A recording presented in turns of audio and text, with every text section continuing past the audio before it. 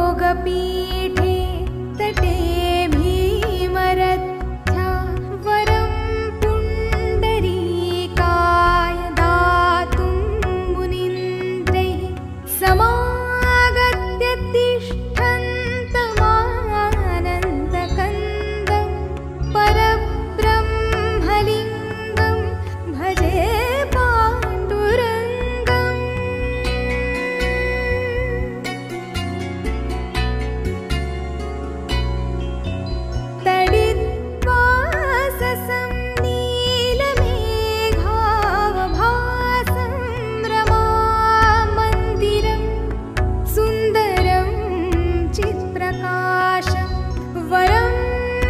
ष्टिकायां समन्यस्तपादं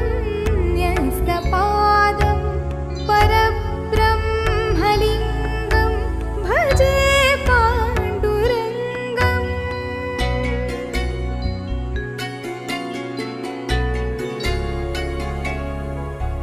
प्रमाणं भवाब्धेरिदं मामकानां नितम्बः कराभ्यां धृतो येन तस्मात् विधातुर्वसत्यै धृतो नाभिकोशः परब्रह्मलिङ्गं भजे पाण्डुरङ्गम्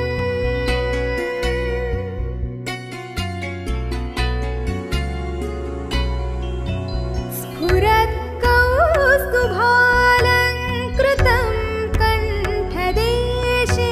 श्रियाजुष्टकेयूरकं श्रीनिवासं शिवं शान्तमिड्यं वरं लोकपालं परब्रह्मलिङ्गं भजे पाण्डुरङ्गम्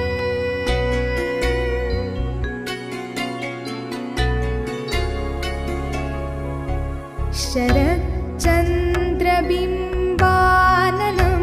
चारुहासं लसत्कुण्डलाक्रान्तगण्डस्थलाङ्गं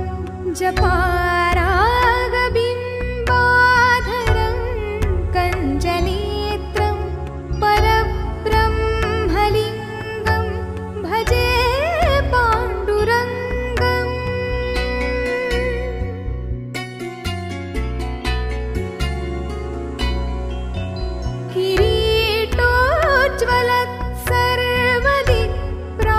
किरीटोज्ज्वलत्सर्वदिक्प्रान्तभागं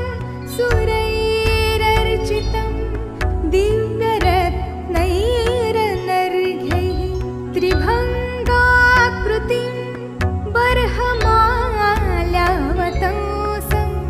परब्रह्मलिङ्गं भजे पाण्डुरङ्गम्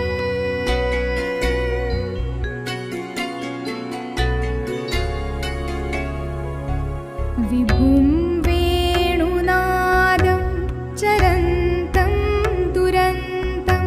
स्वयं लीलया गोपवेशं दधानं गवां वृन्दकानन्ददं चारुहासं परब्रह्मलिङ्गं भजे पाण्डुरङ्गम्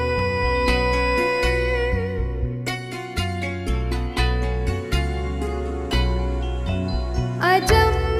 रुक्मिणी प्राणसञ्जीवनन्तं परं धाम कैवल्यमेकं तुरीयं प्रसन्नं प्रपन्नार्तिहं देवदेवं परब्रह्मलिङ्गं भजे